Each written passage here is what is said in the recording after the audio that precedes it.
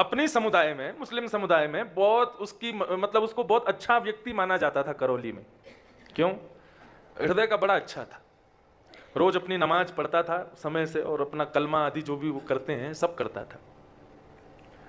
अपने धर्म के प्रति बहुत निष्ठावान, नियम नहीं टूटने देता था अपना। नमाज इतने बजे करनी है तो करनी है, उसको इतने बजे वो कलमा आदि करना है, अपने मस्जिद जाना है, वो जाता ही था समय से। और डाकिया था, पोस्टमैन था, तो डाकघर में काम करता था, और चिट्ठियां जहां जहां की आती थी उन चिट्ठियों को उन स्थानों पर वितरित करने जाता था। एक दिन चिट्ठियों के मध्य में एक चिट्ठी थी श्री मदन मोहन जी की।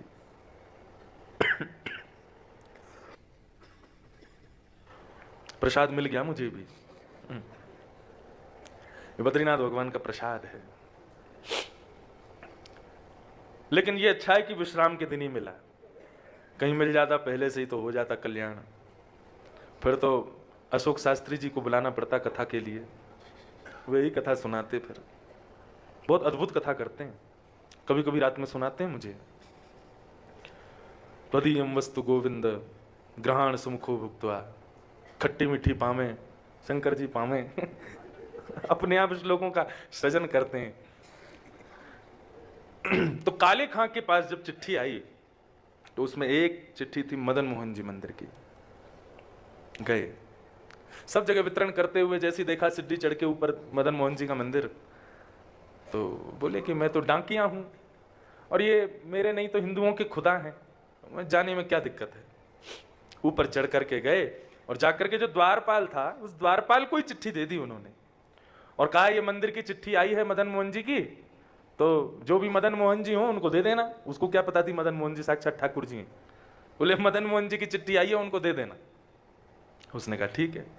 अब वो बाकी की चिट्ठियां अपनी रख रहे थे, इतने में ही द्वारपाल ने दरवाजा खोल के भीतर प्रवेश किया, और यहां चिट्ठी रखते हुए उन्होंने केवल दृष्टि उठा करके उस हल्की सी खुली हुई किवाड़ से भीतर ठाकुर जी के उस त्रिभंग ललित स्वरूप को देख लिया। और जैसे ही वो स्वरूप देखा, एक क्षण के लिए वो स्वरूप दिखा, और इतने में ही दरवाजा बंद कर दिया अंदर से द्वारपाल ने। अब तो ऐसी स्थिति मनस्थिति काले खां की हो गई, वो सीढ़ियों से ऊपर से नीचे उतरने में 5 बार लड़खड़ा गए, और बार बार पीछे मुड़कर के देखें ये कौन था भीतर। ये ऐसे वंशी हाथ में लिए, त्रिभंग अपने दोनों पैरों को मोड़े हुए, मुकुट टेढ़ा सा धरे हुए, ये स्वरूप किसका है, ये कौन है। अब तो काले खां की ऐसी स्थिति हो गई कि वो नमाज पढ़ने जावे तो उसको ठाकुर जी दिखे, वो मस्जिद में अपने खुदा को वंदन करने जावे तो वहां उसको ठाकुर जी दिखाई दे, अपने घर लौट करके आवे और खिड़की पर बैठे बैठे मदन मोहन जी के मंदिर को ही देखते रहते हैं। वो बोले वो कौन है जो भीतर बैठा है। अब तो ऐसी स्थिति हो गई काले खां की कि अब रहा नहीं जा रहा बिना देखे। 1 दिन 2 दिन 3 दिन निकल गए, लेकिन 3 दिन में जब ऐसी स्थिति हो गई कि जैसे बिना श्वास के मानव हो जाता है, बिना जल के हमारा गला हो जाता है, ऐसी उनकी स्थिति हो गई काले खां की। अब तो काले खां ऐसा करने लगे, झूठी झूठी मदन मोहन जी की चिट्ठियां खुद बनाने लगे, ताकि इस बहाने जाऊंगा तो सही। और लेकर के जाते और कपते हुए हाथों से उस द्वारपाल को देते, बोले ये मदन मोहन जी की चिट्ठी आई है, उनको दे देना। अच्छा सुनो, वो उस दिन जब तुम भीतर जा रहे थे, तुमने थोड़ी सी किवाड़ खोली थी, तो भीतर एक वो टेढ़ी सी टांग करके और ऐसे बंशी हाथ में लिए, वो टेढ़ा सा सिर करके एक मुझे कुछ दिखा था, वो कौन है। बोले वो हमारे ठाकुर जी हैं, वही मदन मोहन जी। बोले वही मदन मोहन है। बोले हाँ। अच्छा ठीक है, ये चिट्ठी दे देना। द्वारपाल बोला हाँ मैं दे दूंगा। बोले अभी दे आओ ना भीतर। बोले अरे अभी कुछ सेवा चल रही है, बाद में दे दूंगा। बोले 2 मिनट लगेगा, दे के आ जाओ ना। उनको ये प्रलोभन था कि ये भीतर जाएगा, गेट खुलेगा तो मुझे दिख तो भी जाएंगे। लेकिन द्वारपाल नहीं गया। ऐसा विरह प्रदान किया काले खां को ठाकुर जी ने। अब तो वो ना तो नमाज पढ़ पाते हैं, ना अपना कलमा कर पाते हैं, ना मस्जिद में जाकर के अपने खुदा का वंदन कर पाते हैं, कुछ नहीं कर पाते। अब तो बस दिन रात वही स्वरूप, वही झांकी उनके मन में चलती है। काले खां कहते हैं, क्या कहते हैं, लगन जो लागी नाथ लगन जो लागी नाथ ताको विस्तार कहाँ, भूख प्यास नेत्रा कछु बादत नहीं सांवरे। लगन जो लागी नाथ ताको विस्तार कहाँ, भूख प्यास नेत्रा कछु बादत नहीं सांवरे। भोजन छोड़ दिया ठाकुर जी की स्मृति में। एक दिन हो गया भोजन नहीं किया, 2 दिन हो गए भोजन नहीं किया, 3 दिन हो गए। अब तो ना अपने दफ्तर जाते हैं, ना कलमा कुरान करने जाते हैं, केवल अपने घर की खिड़की पर बैठे बैठे श्री मदन मोहन जी के जो सुंदर मंदिर का ऊपर बुर्ज है, केवल उसी का दर्शन करते रहते हैं। मदन मोहन मूर्ति को बेग दर्शावो आप, एक एक क्षण कोटि कल्प समझावरे। हे मदन मोहन जी, मुझे दर्शन दो। क्यों? क्योंकि आपके बगैर एक एक क्षण भी मुझे कल्प के समान लग रहा है। मुझे ऐसा लग रहा है कि ना जाने कितना युग बीत रहा है आपके दर्शन के बगैर। ऐसी स्थिति। सुंदर कटाक्ष तेरे निरखत आनंद होता, मेरी कही मान नैन नैनन ते मिलावरे। आपके सुंदर स्वरूप, सुंदर कटाक्ष को देख करके मेरो मन उन्हीं में ही अटक गए है नाथ। मुझे तो ऐसा लगता है मेरे कलमा कुरान और मेरे समुदाय के जो भी नियम हैं, उनके पालन का मुझे फल आपके रूप में मिला है। ठाकुर जी का स्मरण करते। रात्रि में जब 3 दिन हो गए, तब ठाकुर जी को शयन करा रहे थे गोस्वामी जी, और शयन के समय पर एक बंटा भोग ठाकुर जी के पास रखा जाता है। रात में अगर भूख लगे तो ठाकुर जी उसमें से कुछ पा लेंगे। उस बंटा भोग को रख करके गोस्वामी जी कपाट बंद करके चले गए, और यहाँ बैठे बैठे काले खां, ताज खां बैठ करके ठाकुर जी का सुंदर स्तवन कर रहे थे। इतने में ही एक दिव्य प्रकाश उनके कक्ष में प्रकट हो गया। बिल्कुल मूर्छा की अवस्था में जब आ गए, भूख प्यास से व्याकुल होकर के, तभी एक दिव्य प्रकाश दिखाई दिया, और जैसे तैसे नेत्रों को छुपा करके उन्होंने जैसे ही अपने कक्ष में देखा, तो सामने बंटा भोग हाथ में लिए साक्षात श्री मदन मोहन जी खड़े हुए हैं। मदन मोहन जी बैठ गए। अब तो जैसे ही उनका स्वरूप देखें, स्वरूप देख करके आनंदित हो गए, नेत्रों से अश्रुधार बहने लगी। ठाकुर जी अपने कर कमलों से अपना जो बंटा भोग है, उसी के भोग का ठाकुर जी उनको रसस्वादन करा रहे हैं, उनको खिला रहे हैं। कितने कृपालु हैं नाथ। एक म्लेच्छ के ऊपर, जिसने कभी जप नहीं किया, कोई नियम नहीं किया, कोई तप नहीं किया, कोई साधना नहीं की, किसी भी प्रकार से ठाकुर जी के योग की उसके भीतर एक गुण नहीं है, लेकिन ठाकुर जी उस पर कृपा करने के लिए पहुंच गए। अपने कर कमलों से ठाकुर जी ने उसको भोग खिलाया, और भोग खिलाते ही जैसे ही उसने एक निवाला भीतर लिया, इतने में ही ठाकुर जी वहां से अंतर ध्यान हो गए। अपना दर्शन करा के ठाकुर जी वहां से अंतर ध्यान। रात भर मूर्छावस्था में पड़े रहे। प्रातः काल का जब समय हुआ,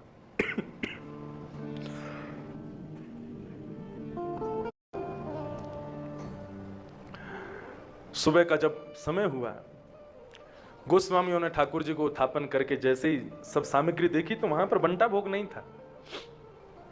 पूरे मंदिर में हल्ला मच गया, ठाकुर जी का भोग कहां गया? सोने के पात्र में, सोने के बंटा भोग में ठाकुर जी की प्रसादी रखी जाती है, कौन ले गया? अरे चोरी हो गई, चोरी हो गई। पूरे करौली में हल्ला मच गया। गोस्वामियों ने बड़े बड़े अफसरों को बुलाया, बोले ठाकुर जी का भोग चोरी हो गया। ठाकुर जी, भोग चोरी नहीं, भोग जिस पात्र में था सोने का, वो चोरी हो गया। इतने में ही सामने से काले खां ऊपर चढ़ करके आने लगे, और हाथ में वही बंटा भोग जिसमें ठाकुर जी प्रसादी लेकर के गए, वो लेकर के आए।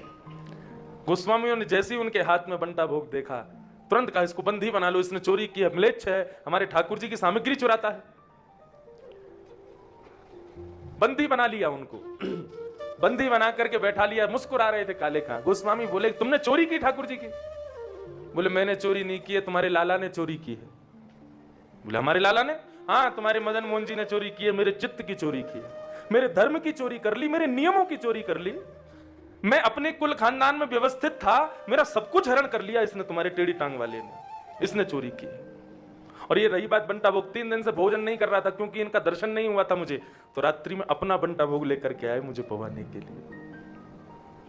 बंदी बनने को तैयार हूं, लेकिन शर्त एक है, कारागृह के रूप में मदन मोहन जी का मंदिर चाहिए मुझे, यहीं पर बंदी बन के रहूंगा ताकि इनको निहारता रहूं। दरस को भिखारी काले ताकि प्रभु अरज सुनो, नंद के दुलारे यार चाकर हम राखिए। दरस को भिखारी काले हमारी अरज सुनो, नंद के दुलारे यार चाकर हमें राखिए। हमें अपने मंदिर में चाकरी दे दो। कैसे कृपालु है नाथ, उस काले खां पे कृपा की। ऐसे ही ताज खान हुए, काले खान हुए, ये सब मदन मोहन जी के शिष्य हुए। कितने कृपालु हैं नाथ, विचार करो। कंबा दयालुम शरणम ब्रजेम। हम विगत 7 दिनों से यहां बद्रिकाश्रम में रह रहे हैं, ये ठाकुर जी की अनुकंपा है, ये कृपा है हमारे ऊपर। नहीं तो ये मानवों के लिए स्थान नहीं है, ये देवताओं का स्थान है। लेकिन फिर भी 6 महीने के लिए ठाकुर जी हम सबको अनुमति देते हैं यहाँ आने की। 2 वर्ष से नहीं दी थी किसी को भी अनुमति, केवल आप लोग ही ठाकुर जी का मुखोल्लास कर रहे थे। लेकिन ये कृपा नहीं है तो क्या है, बहुत कृपालु है ठाकुर जी। और जिनको ठाकुर जी की कथा श्रवण का सौभाग्य है, जिनको ठाकुर जी की सेवा का सौभाग्य है, ठाकुर जी के प्रिय संत जनों के मिलन का सौभाग्य है, उनको तो नित्य आनंद मनाना चाहिए। कितने प्रसन्न है ठाकुर जी हमसे, जो हमको ये सब दे रखा है। बड़े कृपालु हैं। तो जो अविज्ञ हैं, अनविज्ञ नहीं है, जिन्होंने पूतना के रूप को पहचान लिया, आगासुर बकासुर धेनुकासुर जितने आए सबको पहचान गए। और तेने ब्रह्म हृदय आदि कवये मुह्यन्ति यत् सूरय। ब्रह्मा बालकों का हरण करके चले गए थे, भगवान के ग्वाल बालों का। तो ब्रह्मा को अपने हृदय से जिन्होंने ज्ञान प्रदान किया, और गिरिराज पर्वत धारण करके मुह्यन्ति यत् सूरय, देवताओं के राजा इंद्र को भी जिन्होंने मोहित कर लिया। तेजो वारी मृदाम यथा विनिमयो यत्र सर्गो मृषा। पृथ्वी जल तेज वायु आकाश, ये 5 तत्व हैं। इन 5 तत्वों से ही पूरी सृष्टि बनती है। लेकिन इनको अधम बता दिया गया, पंच रचित अति अधम शरीरा। 5 रोते रोते ठाकुर जी के पास गए, हम अधम हैं। भगवान बोले कोई नहीं, अब मैं तुमको स्वीकार करूंगा। इन 5 तत्वों को कृष्ण लीला से जिन्होंने स्वीकार किया, पृथ्वी मृद भक्षण मिट्टी खाई, पृथ्वी को पवित्र किया। अग्नि 2 बार अग्नि दावाग्नि का पान किया ठाकुर जी ने वृंदावन में, अग्नि को पवित्र किया। वायु तृणावर्त आया था, तृणावर्त था, हाँ तृणावर्त, वो बवंडर के रूप में आया था, उसको मारने के लिए गए, वायु को पवित्र किया। पृथ्वी जल, पृथ्वी अग्नि वायु जल, जल को पवित्र किया कालिया नाग का मर्दन करके। और आकाश को पवित्र किया। 6 महीने तक इस खुले आकाश में ठाकुर जी ने रासव विहार किया। 5 तत्वों को पवित्र किया। तेजो वारी मृदाम यथा विनिमयो यत्र त्रिशर्गो मृषा। 3 स्थानों पर लीलाएं की ठाकुर जी ने, व्रज, हस्तिनापुर और द्वारिका।